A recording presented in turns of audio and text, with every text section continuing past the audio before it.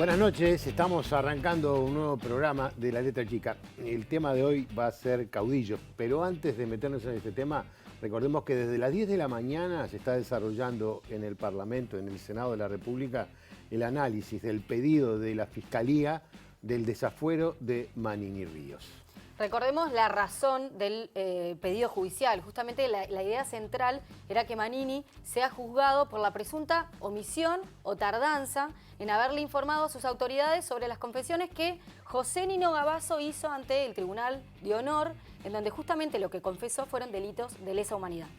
Esto decía en la tarde de hoy en el Pleno del Senado, en un parlamento rodeado en las afueras por familiares de detenidos desaparecidos que, con sus carteles a cuestas, siguen esperando por verdad y justicia.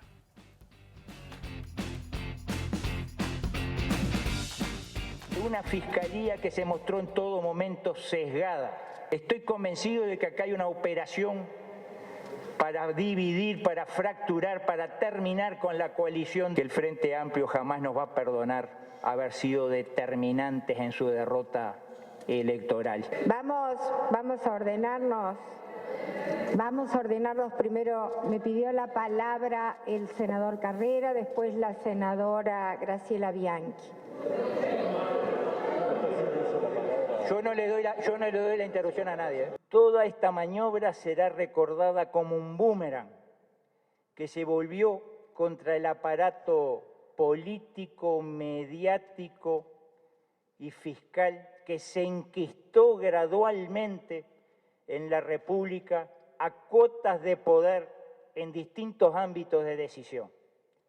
Un aparato promovido y financiado por fondos de dudoso origen que solventan una burocracia interamericana. Resultó sorprendente el desespero de ciertos actores políticos y mediáticos que por todos los medios presionaron al sistema político para el desafuero.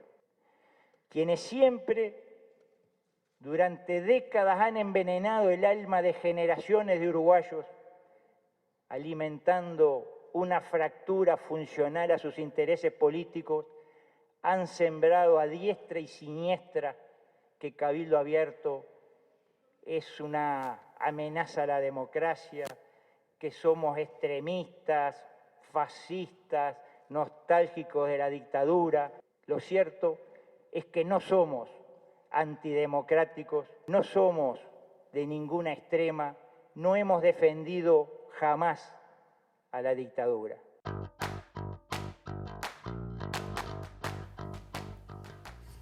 Si les parece, vamos derecho hasta el Senado, donde está Josema Caraballo de Informe Capital, que desde muy temprano están trabajando en esto. Josema, andá por ahí.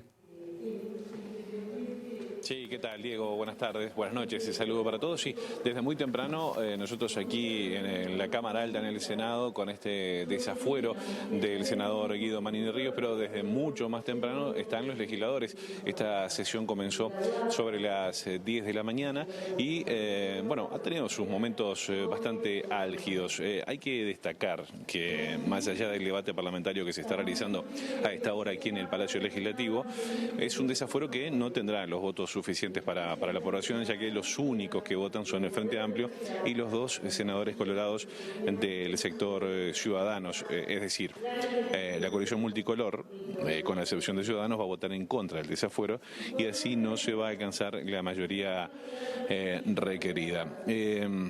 Hace minutos nada más se ha vuelto bastante picante el debate aquí en la Cámara Alta. Por ejemplo, ustedes allí estaban repasando algunas declaraciones del senador Guido Manini Ríos. Domenech, el senador también de Cabildo Abierto Domenech, también acaba de dar alguna frase, si se quiere, bastante polémica, porque en el marco del debate dijo: yo no creo en la justicia, sí creo en Dios, pero no en la justicia la acato. Esto es una de las tantas frases que se han escuchado aquí en el Parlamento. Como decía, sesión extraordinaria que comenzó sobre las 10 de la mañana y que se estima se extienda cerca de las 1 o 2 de la mañana, les puedo decir, porque quedan 7 legisladores todavía anotados para hacer uso de la palabra y cada uno de ellos tiene unos 40 minutos. A esto hay que sumarle también alusiones. Ustedes saben cuando un legislador menciona a otro o a su partido puede pedir una alusión y esto también puede hacer que se vaya un poquito más largo. Más temprano el senador nacionalista Jorge Gandini acusó al Frente Amplio por no haber actuado en tiempo y forma cuando se conocieron las actas del Tribunal de Honor que juzgó a Nino Gavazo por las atrocidades que todos sabemos ha cometido. Hace minutos también se generó un debate bastante picante entre el senador Oscar Andrade y la senadora nacionalista Graciela Bianchi. Pero como les digo, a esta hora está hablando la senadora Lucía Topolansky, quedan 7 legisladores más anotados y se estima que esto vaya para muy largo. Uno puede llegar a decir, bueno, ¿para qué? Si ya se sabe que no se va a votar el desafuero de Manini. Pero bueno, justamente esto es algo a destacar, lo que tiene la democracia. Cada legislador puede argumentar o a favor en contra de este desafuero, que como decíamos será votado solamente por el Frente Amplio y 2 senadores del Partido Colorado, concretamente del sector Ciudadanos. Como digo, Diego, profe, Analía, compañeros, esto tiene para un rato bastante largo aquí en el Senado de la República. Muy bien, Josema, muchísimas gracias por el contacto y seguimos atentos a lo que pasa en el Parlamento. Muchas gracias. Muy bien, y entonces ahora vamos a entrar en contacto con nuestro compañero, con nuestro columnista Daniel Chaschetti, para intentar analizar un poco esta situación, este debate que se está dando en este momento en el Parlamento, que nos retrotrae a la historia reciente, a la dictadura, a la represión, a la tortura, a la desaparición, y que de alguna manera ha aparecido nuevamente sobre la mesa y el debate del Parlamento, más allá que ya se sabe que no va a haber votos suficientes para el desafuero Manini, sin lugar a dudas sigue siendo muy importante porque allí se están planteando las distintas posiciones de los distintos sectores. Daniel, bienvenido. ¿Cómo interpretás o cómo estás viendo este momento? Bueno, es una sesión extraordinaria que el Senado está realizando para tomar posición. El procedimiento del Parlamento establece que una comisión, en este caso la Comisión de Constitución y Legislación, estudió el tema y llegó a este plenario, a esta sesión, con un informe en mayoría y otro en minoría. Lo que hay es un alineamiento muy claro. De un lado está el Partido Nacional y el sector vallistas, liderado por Sanguinetti, a lo que se suman los votos de Cabildo Abierto, y del otro lado está el Frente Amplio y Ciudadanos, del Partido Colorado. Ya sabemos que el desafuero no va a ser otorgado y por tanto el senador Manini Ríos va a seguir siendo senador y no va a tener que ir a declarar ante la justicia. La discusión es bien interesante porque lo que vemos es que, rápidamente los argumentos jurídicos sobre la pertinencia o no de la causa dieron paso a los argumentos políticos, ¿no? Y las estrategias que han desarrollado los distintos sectores políticos están dando pruebas de, cuál es el posicionamiento, ¿no? Por ejemplo, el Partido Nacional ha tratado de llevar la discusión al terreno de que en verdad la responsabilidad no solo le cabe a Manini, sino que también le cabe al Poder Ejecutivo y sobre todo a la persona de Tabaré Vázquez y Miguel Ángel Toma. El Frente Amplio ha tratado de centrarse exclusivamente en ese retraso que generó Manini. Esa es la acusación, ¿no? 310 días donde el archivo con las confesiones de Gavazo no fueron elevadas y para que luego se procediera el envío a la justicia, ¿no? Entonces, lo que tenemos es un debate que se va a resolver en términos políticos, porque obviamente la justicia no va a actuar en este tema. Cuando digo en términos políticos me refiero a que la opinión pública, la ciudadanía se quedará con una versión y ahí se distribuirán los costos entre los distintos actores. Ahora, Daniel, ¿qué es lo que sucede en realidad después de una jornada de estas características en donde se exponen los fundamentos con este ánimo de querer acercarse a la verdad, pero hablando en criollo, está todo cocinado, el desafuero no se va a dar? ¿Eventualmente surgen costos políticos o qué consecuencias deja en última instancia? Bueno, sí, hay consecuencias políticas, ¿no? Yo creo que el Cabildo Abierto en este episodio ha quedado muy débil, ¿no? Hay mucha evidencia que muestra que la estrategia de Cabildo y de Manini es no ir a la justicia. En definitiva, lo está logrando, se está saliendo con la suya, y eso es, bueno, se lo debe a sus socios de coalición. Los argumentos que obviamente que dan los actores políticos son un poco más sofisticados que un análisis político corto como el que estoy haciendo, pero básicamente yo lo veo esto como una transacción. La transacción supone, bueno, Manini logra lo que quiere y el Partido Nacional va a tener una coalición de largo aliento, ¿no?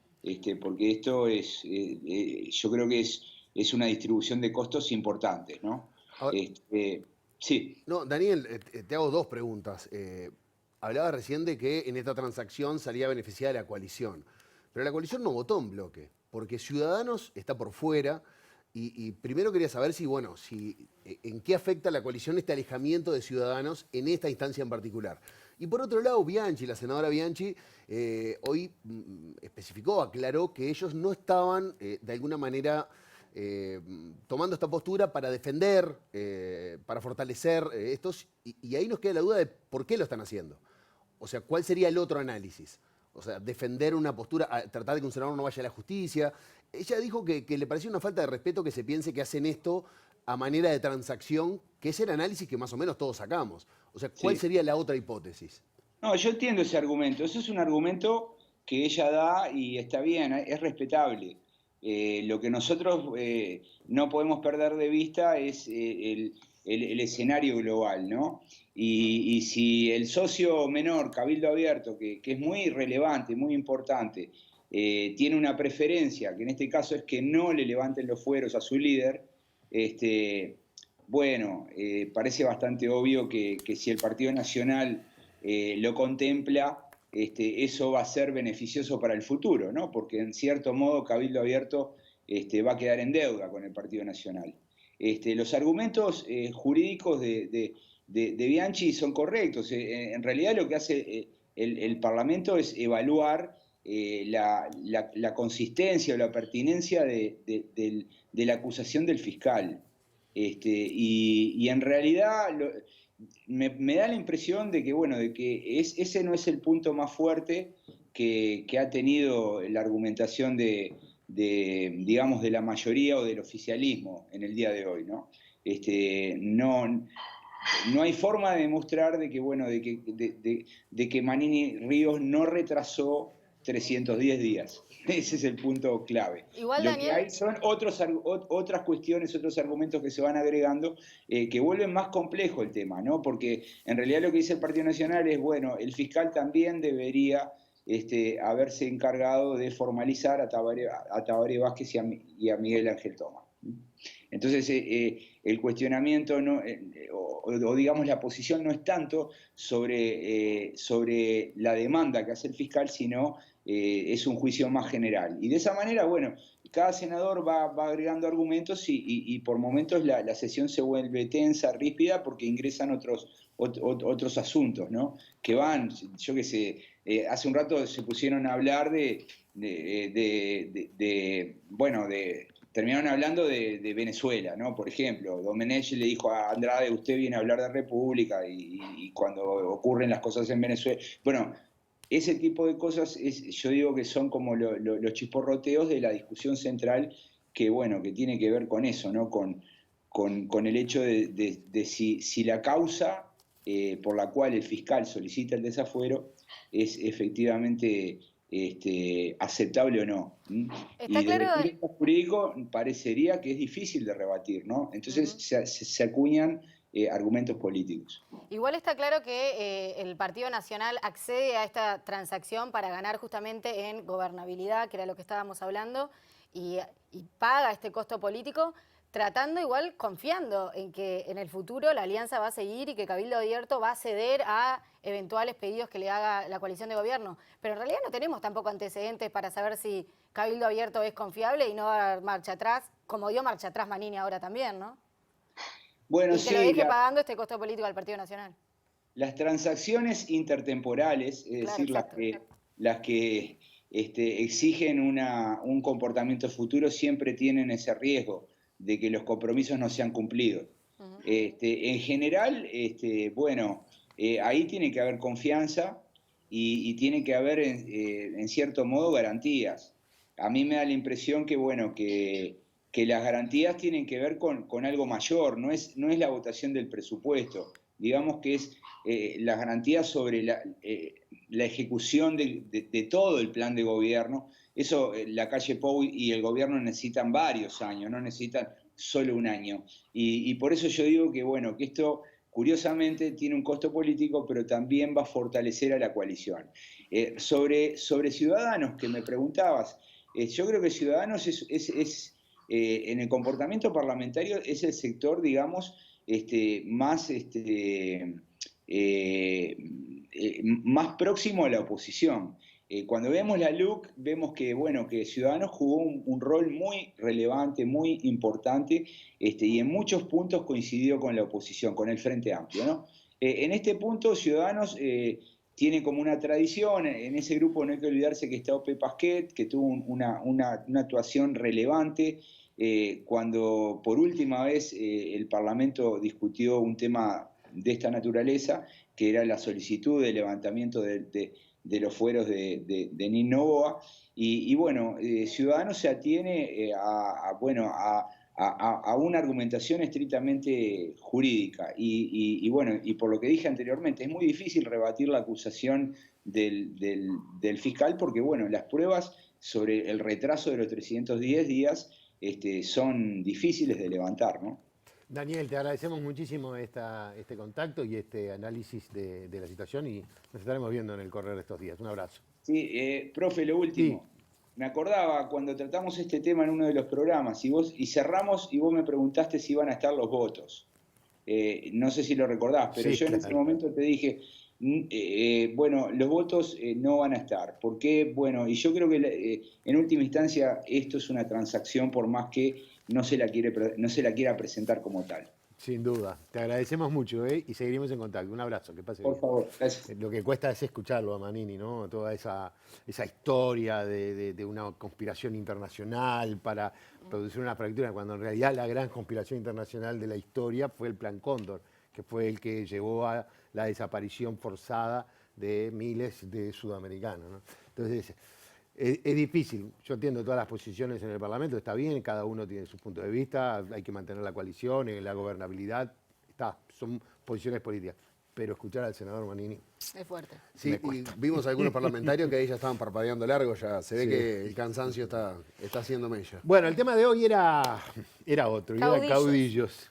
La elección del fin de semana trajo aparejado la existencia, al menos una primera mirada, de como una diferencia importante entre lo que es la capital y el interior, sobre todo en la mirada ciudadana de que en general tiene la construcción de los liderazgos. El tema caudillos lo vamos a tratar inmediatamente después de la tanda.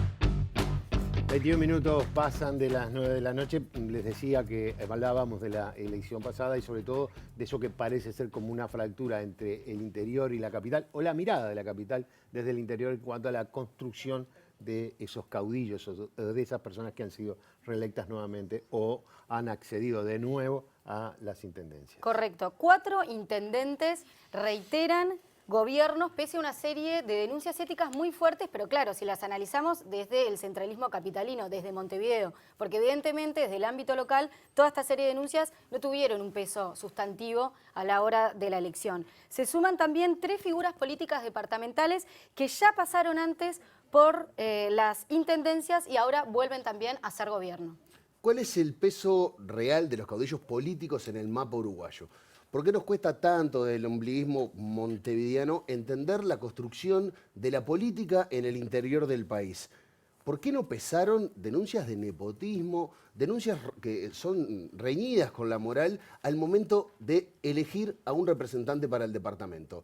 Todo eso nos lo preguntamos hoy en La Letra Chica y vamos a hablar de los caudillos.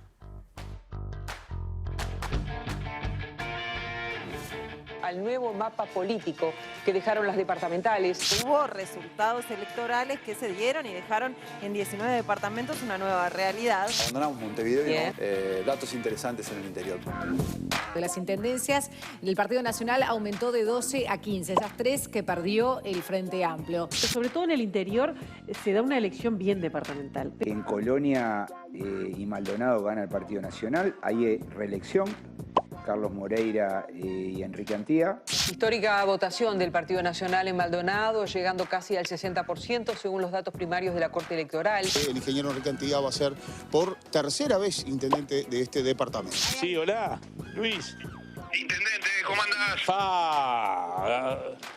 Feliz, Luis. Bueno. Pablo Caram es el primer intendente reelecto en el departamento de Artigas. ¿Y en Artigas? Esto es en Artigas. Y allí está, como aparece de adentro Pablo Caram. de una torta, como adentro de una torta apareció. Increíble. Cuarto periodo que tendrá la Intendencia de Colonia, que será al frente con el doctor Carlos Moreira. Me puse a pensar en la cantidad de departamentos que volvieron, algunos intendentes reelectos, que lo que son los liderazgos en el interior, ¿no? Brutales. Si bien se preveía que iba a haber un triunfo cómodo de Antía en Maldonado y por otro lado que Moreira tenía ventaja en Colonia, es interesante también señalar de que en realidad son figuras bastante polémicas, al mismo tiempo que son caudillos locales en sus departamentos, son figuras que han estado involucradas en algunos episodios polémicos. Se ha reiterado casos donde hay vínculos familiares entre jerarcas y sus funcionarios designados por designación directa. Hablamos de el intendente de Artigas, Pablo Caram. ¿Quiénes son los familiares de Caram? Por ejemplo, su pareja, Carolina Gómez, directora de Cultura, su sobrina, Valentina dos Santos Caram, directora general de la Intendencia, uno de sus primos, el exdiputado Rodolfo Caram, director de Desarrollo, y Manuel Caram, también primo, director de Desarrollo Social. Yo estoy totalmente de acuerdo, estos son cargos de particular confianza. La Junta de Transparencia y Ética Pública concluye que el intendente de Artigas, el nacionalista Pablo Caram, incurrió en irregularidades con respecto a licitaciones de obras públicas de la comuna. Vamos a empezar por el que parece que ha sido como una de las banderas más fuertes que ha presentado Antía en su campaña electoral, que es el tema de la seguridad. La Intendencia de Maldonado compró 1.200 cámaras, es decir, 4 veces menos, y pagó 20 millones, 3 veces más en una compra directa.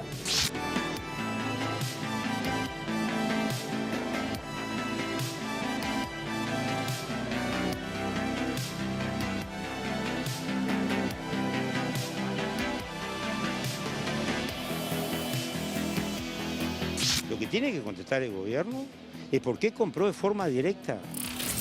Cuando falta poco para terminar su mandato, el intendente de Río Negro, Omar Lafluz, solicitó a la Junta que se lo incluya en el plan de retiro incentivado. Esto significa que cobraría unos 100.000 pesos mensuales durante los próximos 10 años, hasta llegar a la edad de 70. El planteo fue rechazado por los ediles del Frente Amplio y el Partido Colorado.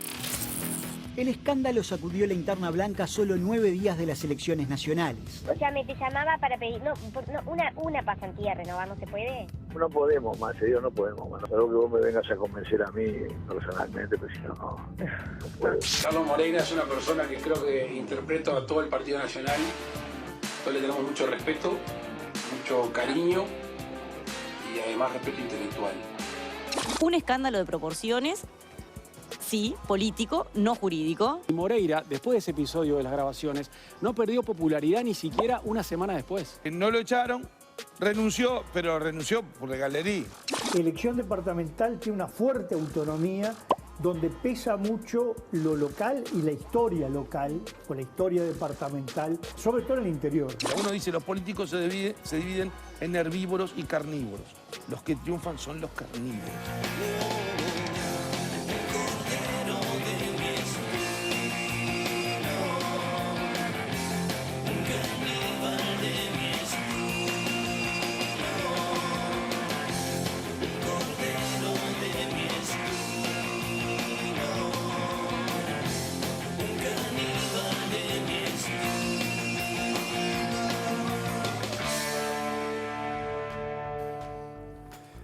Minutos después de las 9 de la noche, estamos recibiendo en la mesa a Ana Laura Pérez, nuestra columnista, y al licenciado en Ciencia Política de la Universidad de la República, Alejandro Viñolo. Gracias, Alejandro, por acompañarnos. Bienvenidos. Gracias por la invitación. Antes de entrar en análisis con Alejandro, hablemos algunas cosas de números de lo que fue este periodo electoral departamental. 8 de los nuevos intendentes reiteran mandato o vuelven a la cancha. Sí, y hay algunas cosas interesantes que surgen de la votación en línea de esta idea de la construcción de un caudillo, cuál es la relación de estos dirigentes políticos con su zona de influencia.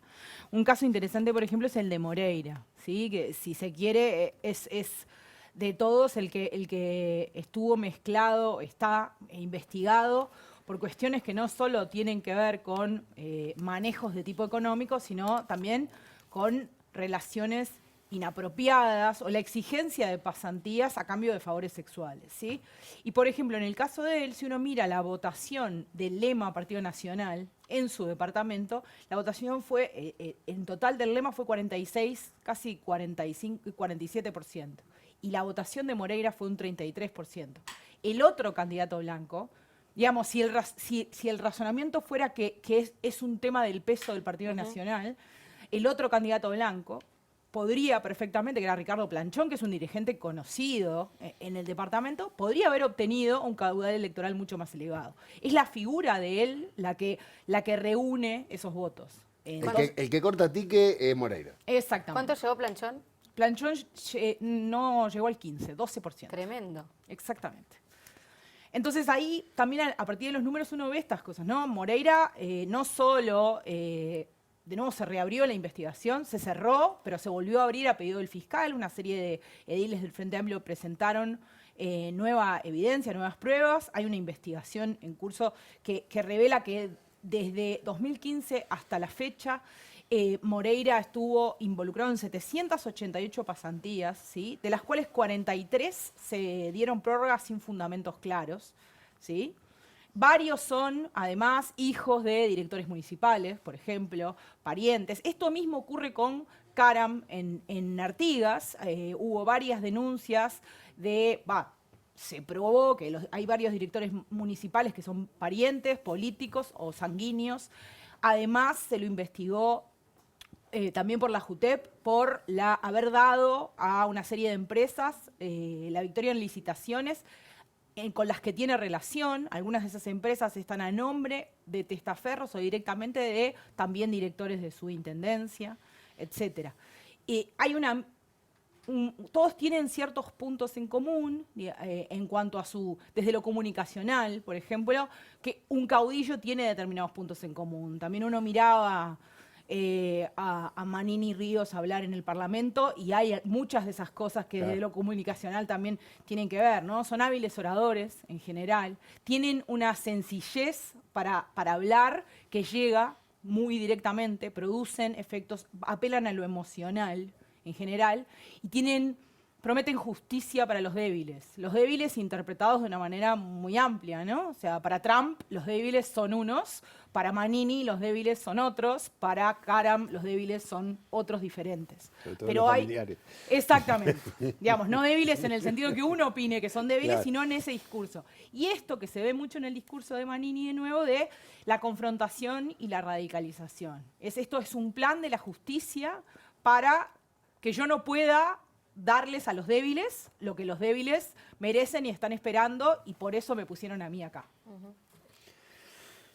Alejandro, ¿podemos tener una definición concreta de cuál es el perfil del caudillo del siglo XXI? Si es que lo hay una reivindicación del caudillismo, entre comillas, no sé si... Bien, entiendo que el caudillismo, lo nuevo que tiene, que presenta, es lo vinculado al manejo de redes sociales, lo más vinculado a lo que es la comunicación política en sí. Pero en la praxis política creo que se mantiene el viejo caudillismo, lo tradicional. Hay un elemento central, de mi perspectiva, que es el liderazgo carismático, ¿no? Esa persona tiene una determinada manera de actuar, de acercarse a su votante. Esa cercanía que decía Ana Laura también, ¿no? Así es. Pero no se debe entender carisma como algo, como la simpatía exclusivamente. El carisma hace referencia a un determinado rasgo de esa persona que atrae a ciertos sectores. Bien. Sectores ávidos de lo que es proclamar la autoridad, el orden, seguramente con figuras que provienen de lo que es el ejército, la policía, todo lo que es el aparato represivo en sí, se sentirán más afines. Encuentran en ese líder una persona que va a traer orden y autoridad.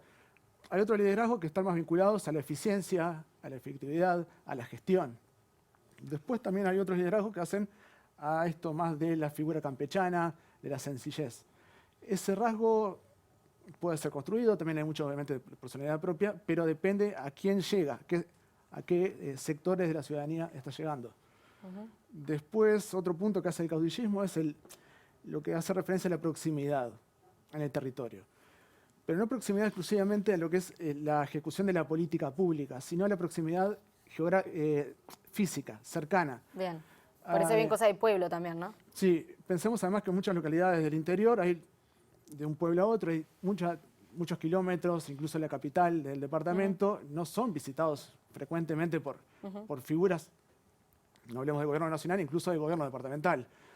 Entonces hay una cierta necesidad de esa cercanía, de encontrar al otro como un par.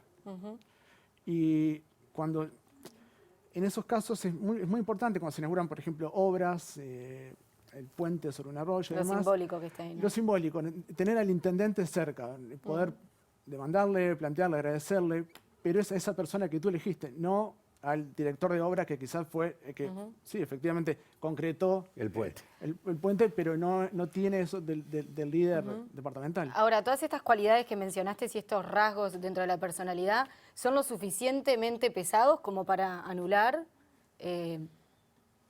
características inmorales, podemos llamar, como sea que alguien... Cuestionables, sí, quizás. bueno, ofrecer una pasantía a cambio de sexo es una inmoralidad, digo, eso no pesa menos incluso, son lo suficientemente fuertes, me refiero, para anular lo otro. Sí, entiendo, el liderazgo, el carisma hace que esa persona siga hasta una cuestión de irracionalidad, lo sigo porque me representan esto y demás, y hace que esa persona deje de lado quizás cuestiones objetivas, acusaciones, cifras y demás, y siga, es un seguidor, es su líder.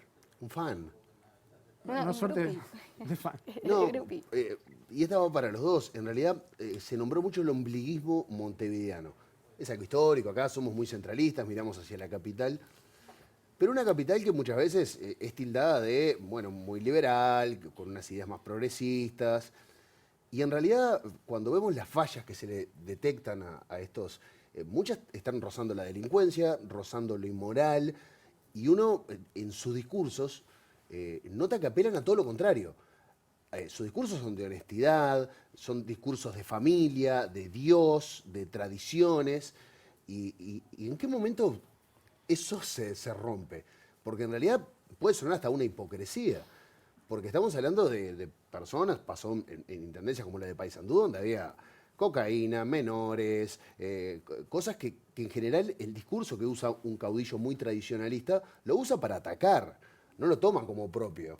Tener relaciones con menores, a cambio de sexo, a cambio de cuestiones, usar mi poder para ese tipo de cosas, poner a familiares, o sea, todo eso no molesta. ¿Por qué no molesta? Yo creo que hay que ser muy cuidadoso en no juzgar desde la capital las conductas del interior pensando que uno vota de una manera más racional que los del interior. Creo que tiene que ver con cuestiones, no sé qué piensa él, pero creo que, por ejemplo, la cercanía es un punto clave. Por usar cuando uno analiza, por ejemplo, el sistema de descentralización, la votación de los alcaldes, lo que uno ve, por ejemplo, es que el promedio total de votación de alcaldes en las elecciones, en general, está por abajo del 40%. Ahora, ahí está el peso del 23% de Montevideo. En el interior, si uno saca Canelones, incluso en el interior, la votación a alcaldes está por encima del 60%. Entonces, ahí lo que hay también es una valoración de quién estaba cuando yo estaba en la mala, ¿no? Y a los que están cuando estoy en la mala, se los aguanta, se los apoya, se los acompaña hasta el final. Se les perdona un error. Y de repente, cierta aplicación de los valores, el análisis que vos haces de algunos valores, también son tus valores. Y estás ordenando criterios, decidiendo qué cosas son más graves que otras. Y tal vez esa no sea el orden en los criterios para otros, tal vez. Eso, yo creo que la victoria de determinados líderes en el interior lo que muestra es que claramente la idea que tenemos, muy influida también por las burbujas de las redes sociales, de que hay cosas que ya laudamos que son graves e intolerables y que hace 5 años no lo eran, no es tan así en todos los lugares del Uruguay. ¿Alejandro? Sí, creo que hay un primer punto que quizás es el más incómodo, que hace referencia a que quizás mucha de esa gente está, no digo si está de acuerdo, pero no le incomoda.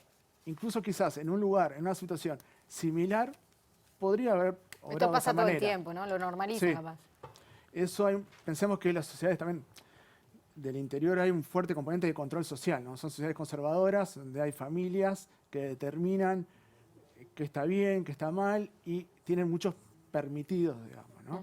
Y muchas veces, la clase política local proviene de esos sectores. Otro punto es la construcción de relato de los medios locales, los medios de comunicación locales. En muchas de estas ciudades hay prensa escrita, son diarios que tienen décadas, son el único diario, mayormente conservadores, y que operan políticamente, digamos. Se construye un determinado relato y también lo que ocurre es que a nivel nacional tampoco hay una mirada muchas veces crítica. Entonces hay una simbiosis entre ambos espacios, se construye un determinado relato y la gente muchas veces ni siquiera se entera a la localidad sobre determinados episodios de corrupción. O de la dimensión, por lo menos. De la dimensión. Ahora, creo que eras tú la que decías recién cuando escuchabas a Manini, ¿no? En definitiva, el discurso de Manini y de dónde viene, o sea, de venir con un pedido de la Fiscalía, de que se demoró en hacer una denuncia y la tortura, etcétera, etcétera, etcétera, no fue algo que lo perjudicara, sino que en definitiva lo benefició. O sea que no es diferente a lo que pasa de repente en una ciudad del interior. O sea, hay una cantidad de gente que tomó ese discurso para sí, se apropió de él, digo.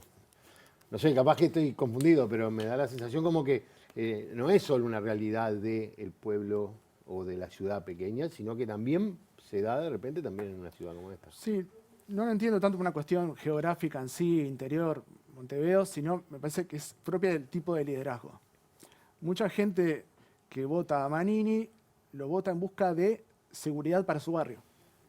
Todo lo otro que está en relación a Manini quizás no lo conoce o no le interesa, porque lo que quiere es que se termine en seguridad en su barrio. Tampoco le interesa lo de Moreira o tampoco le interesa lo de Caram. Lo que le interesa es que le da, no sé, la carretilla con material para hacer la obra de la calle de su pueblo. Sí, la construcción mediática de Manini como una figura que viene a imponer orden y autoridad. Y eso determina en determinados sectores que sea su candidato. Hoy Manini, mañana podrá ser otra figura, pero... De alguna manera, en algún momento en el Frente Amplio también se dijo que el Frente conseguía llegar a ganar una elección porque había conseguido un candidato como Tabaré Vázquez que tenía esa característica. Bueno, previamente Mujica, creo que Mujica es como uno de los caudillos de izquierda que es bastante parecido a los caudillos del interior. O sea, con un toque hasta de populismo, con un toque de cercanía, con un toque de la sencillez que hablabas al comunicar, seduciendo. Y esa cosa de perdonarle todo, ¿no? De incluso en la discrepancia, Mirá la barbaridad que dijo, jajaja. Incluso gente que verbaliza la discrepancia dice, bueno, o sea, el perdonar todo tiene que ver con esa conexión emocional, ¿no? Que va más allá de otras cosas. Una última, esto lo podríamos como identificar como también esa cosa populista que está dominando en el continente y incluso en el resto del mundo, en algunos sectores de Europa, o sea, esa cosa más, esa relación con esos candidatos que después son electos. Entiendo que sí, figuras como Oesmanini, como ha sido Mujica, se construyen desde fuera de lo que es la clase política tradicional y también atrapa a votantes desencantados o directamente hasta un cierto votante antipolítica. Digo, muchas de estas figuras se construyen, yo no soy político, yo vengo acá porque soy una persona que vengo a ejecutar y demás, pero no soy político, no me interesa. Ocurre con Manini, pero a lo largo de nuestra historia hemos tenido figuras como, bueno... Novik, Talvi. Más atrás, Nardone, hemos gestido figuras como, bueno, Valdomir, que vienen de lo que es militares. Esto de construirse por fuera y sin los vicios de la clase política tradicional, que también da a entender, cuando se cuestiona ese tipo de liderazgos, que hay una crisis de representatividad de los partidos políticos, de sus líderes. Claro. La gente está buscando otra cosa. El tema caudillos tiene mucho que ver con historia. Y la última vez que tuvimos historiadores acá en el programa, Ricardo, se picó. Se picó porque el historiador es complicado. Y vienen dos que queremos mucho, como Gabriel Chirichi y Carlos De Masi. Así que en el bloque que viene vamos a meternos con la historia que explica mucho de lo que estamos viviendo hoy. Alejandro Viñolo, muchísimas gracias por habernos acompañado. Muchas gracias. Muchas gracias. No te damos las gracias. Nos vemos un día de Nos vemos un día de este. Ya seguimos.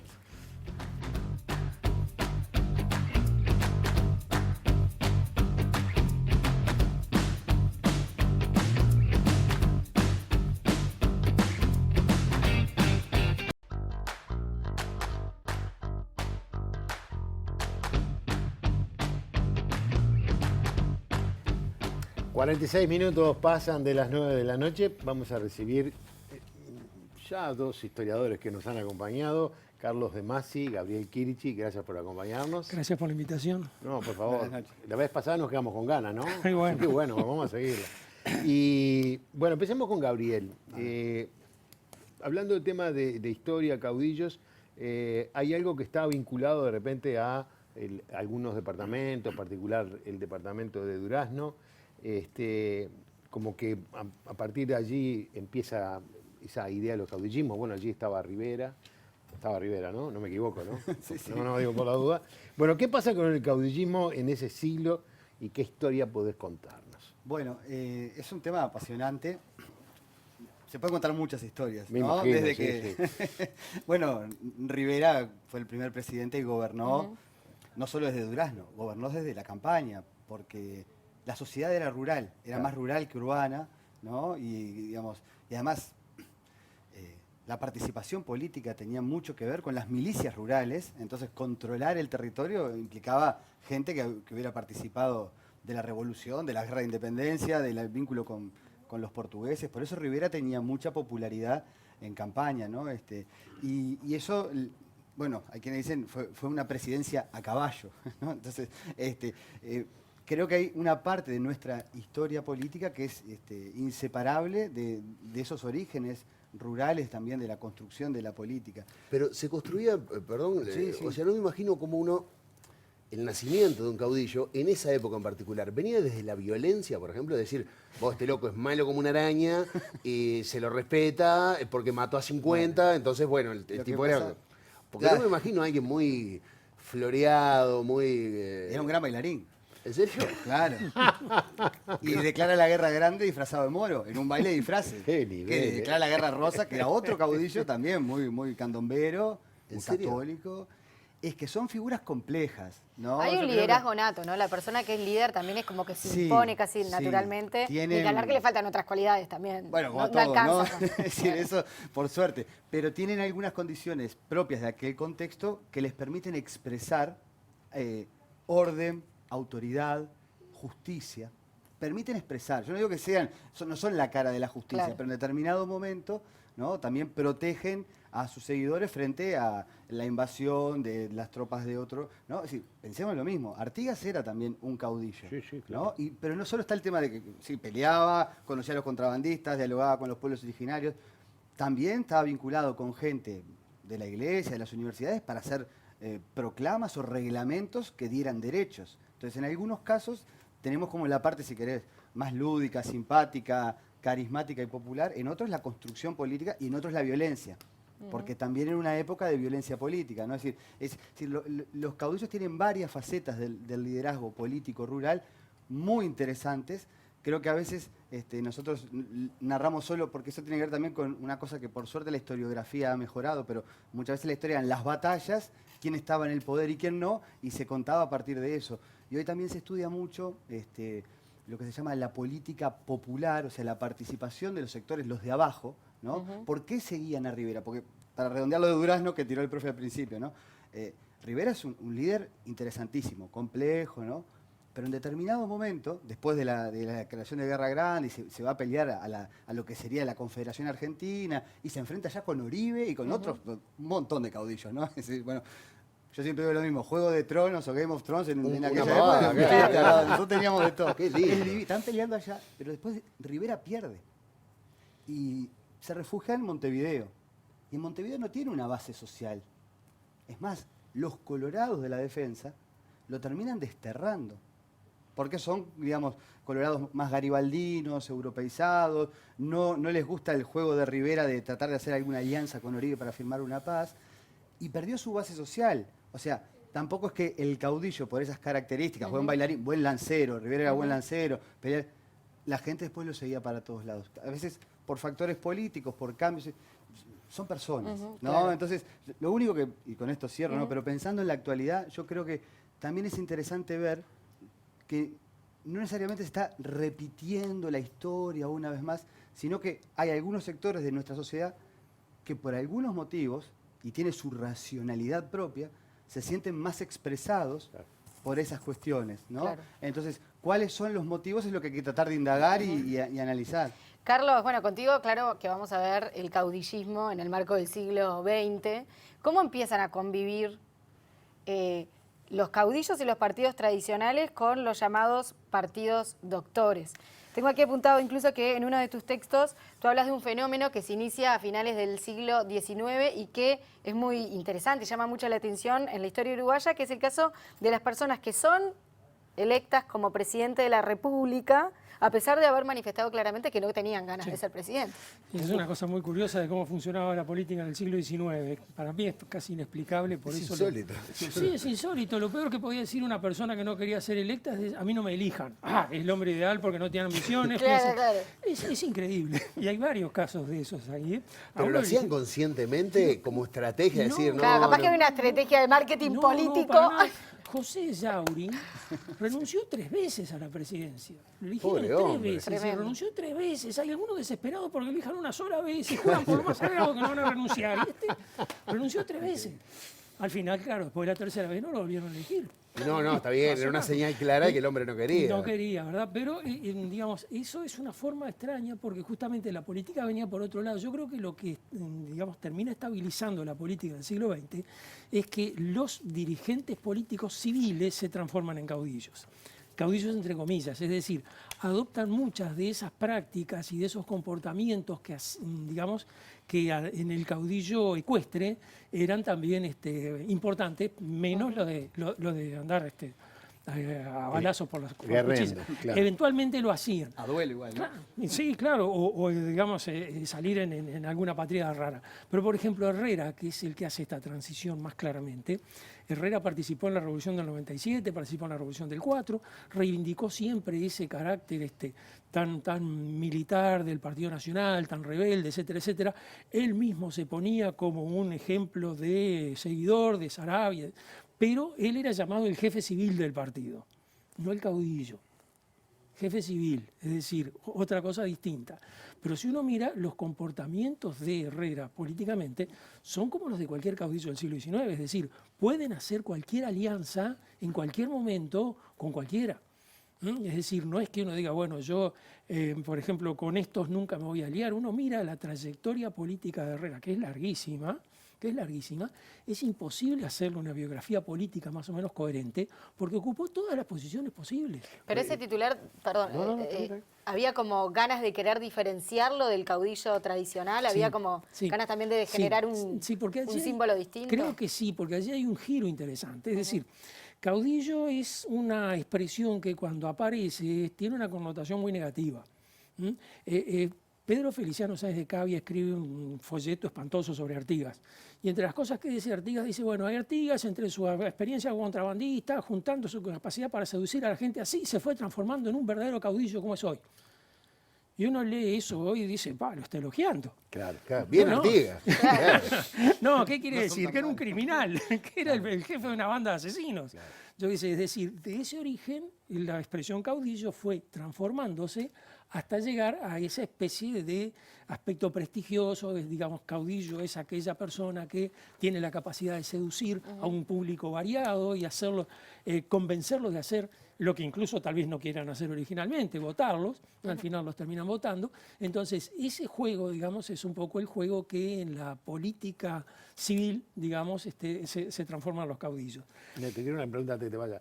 Me dijiste, o sea que el caudillo arreglo con cualquiera con tal de que pueda cumplir con mis objetivos. Algo así, son muy pragmáticos, se les llama pragmatismo. Está bien. Digamos, tiene una palabra especial.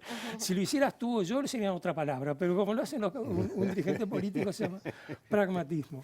Ahora, el punto está, me parece a mí, en que en todos lados, incluido Montevideo, me incluyo dentro de ese conjunto, las decisiones políticas están compuestas por un montón de factores muy variados. Nosotros apostamos mucho, en general, a lo que puedo llamar, no sé, el sujeto moderno o el sujeto racional político, que se supone estudia los programas de principios, los programas de gobierno, analiza los antecedentes y luego a partir de allí vota. Pero eso no es así, es decir, esa figura ideal prácticamente no existe, se construye. Yo creo que este programa es una apuesta a construir algo de eso, pero hay muchas cosas que influyen incluso en nosotros para que eso sea solo un aspecto de la cuestión. Yo tengo 70 y pico de años, he votado en muchas elecciones y más o menos siempre voté lo mismo. Uno piensa, bueno, pero caramba, si yo mirara en cada elección, cada partido y viera los programas políticos, tendría que haber cambiado en algún momento, decir, bueno, hoy voto a aquel, mañana. El comportamiento no es así. Ahora, lo que veo que estás diciendo es que hay, de alguna manera, en la historia, en estos caudillos que estábamos hablando recién, un reflejo en los caudillos del siglo XXI, porque los réditos siguen siendo bastante parecidos, que es o que me voten, o que me sigan, o me banquen, como decíamos hoy, en las malas también, y que dejen pasar algunos aspectos negativos que puedo tener, porque yo soy su caudillo. O sea, me tienen que perdonar alguna porque... El hombre vive y deja vivir. Como te dicen no se hincha tanto la piola en caudillo. Exactamente. Digamos. El hombre tira pero no ahorca. Es decir, hay un margen de tolerancia a ese tipo de cosas. Recordamos con Gabriel cuando estábamos ahí mirando el programa que hay una película documental que se filmó en el Uruguay en 1966, un proyecto de la universidad. La película se llama Elecciones, la hicieron Mario Handler, que en aquella época era cinematografista del Instituto Cinematográfico de la Universidad, filmaba, yo qué sé, cópulas de arañas y cómo se usan. Digamos, en cualquier otra dimensión sería una película porno, pero realmente... Bueno, pero... Yo les dije que se picaba con los historiadores. La cinematografía del tercer mundo tuvo momentos, tuvo momentos dramáticos. Un origen tan oscuro. No, pero allí era un proyecto de la universidad. Entonces decidieron hacer una especie de testimonio sociológico sobre cómo eran las elecciones en Uruguay. La hicieron Handler con Ulibe. Handler y Ulibe, los dos tenían su propia opinión de cómo eran las elecciones en el Uruguay. Entonces, filmaron un montón de cosas, pero lo que seleccionaron y armaron era dos caudillos de nivel, digamos, intermedios, uno del interior y uno de Montevideo, cómo hacían para captar votos. El Nano Pérez en Cerro Largo, que es una maravilla que esté filmado porque es un mito de la electoral del Uruguay, el Nano Pérez, y ahí uno lo ve en acción, y una candidata a diputada en Montevideo que se movía más bien por la zona del norte de Montevideo, etcétera, etcétera. Uno los ve hacer los mismos gestos. El gesto es casi siempre dar. Es decir, daban algo, daban algún gesto, recibían regalos, sobre todo al Nano Pérez, le traen caña brasilera, le traen de todo. Es decir, uno mira y dice, bueno, acá hay una técnica para captar votos. Pero cuando uno mira con atención, ve que al Nano Pérez la gente lo ama y a esta otra mujer simplemente le saca las cosas porque viene a regalar. Cuando llega el momento de votar, claro, al Nano Pérez no le alcanzan los votos, no llega a intendente, pero uno ve que el afecto que despierta el Nano Pérez no tiene nada que ver con el de esta otra mujer. ¿Qué año fue filmado esto? 1966. Bueno, hay que ver cuánto pesaba el hecho de ser mujer también ahí, ¿no? Sí, también, pero mirá que pero estaba Alba Roballo, que era... Sí, Alba Roballo fue muy reconocido. Muy Pero, importante. Gabriel, por ejemplo, hoy hablabas de Rivera, de este hombre que se disfrazó, que era muy exótico. En esa época, esos caudillos, yo me quedé con eso. No me saco la imagen se disfrazó de de Rivera Moro. disfrazado de Moro declarando una guerra. Eso no lo enseñan al liceo. ¿Vieron que hay que- Y se quedó ahí esperando, ¿no? Tampoco. Bueno, bien. No era ningún ¿Había clientelismo? Porque hoy, por ejemplo, una de las quejas de la campaña fue, che, están haciendo clientelismo, entregan canastas, dan regalos, te pongo la luz, te hago llegar no sé qué, el agua a tu casa. En la época de los caudillos más aguerridos, por decirlo de alguna manera, también existía eso de, bueno, venga que yo le arreglo esto, venga acá tiene un caballo, venga acá... Mirá, hay dos cosas, pero se va el tiempo, yo lo pienso así. Una parte es, nosotros miramos el clientelismo cuando este gesto de dar y recibir de algún líder no nos gusta, entonces nos parece clientelista. También lo dicen, o se dijo, del Mides haciendo obra, que era población clientelar, y finalmente eso se demostró que no. Entonces ahí hay que tener cuidado con cómo se maneja el fenómeno del liderazgo y la participación política, ¿no? Si yo trato de tener empatía hacia ese fenómeno y comprenderlo o no, ¿no? Entonces, ahora, las clientelas, es decir, gente que sigue a alguien, en aquella época tenían como principal cuestión el tema de la tierra, ¿no? Es decir, estamos en principios de 1830, en esa década, ¿no? Todavía con el gran problema, el genocidio de las tolderías, ¿no? Pero también mirá, en el 30 se creó el catastro.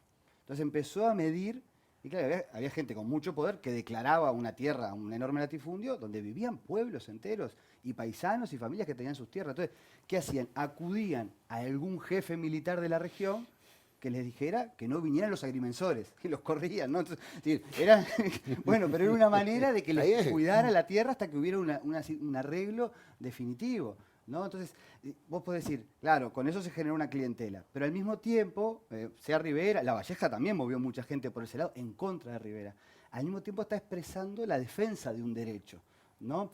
Entonces, yo no creo que sea solamente la clientela como un fenómeno que lo beneficia al caudillo, sino que hay una expresión también de la política popular. Y lo último, y esto, 100 años de soledad es fantástico en eso, ¿no? Pero hay mucho compadrazgo. O sea, donde el caudillo baja, no es que siempre lo ponemos como líder, ¿no? Pero está a nivel de sus seguidores siendo padrino de sus hijos, ¿no? Y el caudillo es muy compadre. ¿Te acuerdas de Gabrieliano Buendía? Tenía, la que le daban las mujeres. Tenía hijos por todos lados. Claro. Bueno, esto pasa con Urquiza, por ejemplo, es otro fenómeno. Y dicen que Bolívar también. Bueno, Bolívar por media América del Norte, ¿no? Entonces, eso que genera vínculos como de fidelidad familiar. O familiar o de amistad, es decir, que no son solo cuestiones clientelares materiales, ¿no? Es decir, yo soy un poco lo que decía Carlos para el siglo XX, bueno, y yo por algo más o menos siempre voto, yo soy de tal, eso se generaba con los caudillos, pero con la gente teniendo capacidad, la gente de abajo, de plantear sus demandas, de negociar. Lo que hay que tratar de evitar, esto también la historiografía lo muestra mucho, es ver el caudillismo solo como una manipulación del de arriba. Sino que, es decir, los liderazgos surgen porque expresan algo que los de abajo solo no podrían lograr, entonces cuando dejan de expresarlo caen esos liderazgos. Ahora, eso también implica que esos líderes tienen que escuchar. Ajá. Es un contrato.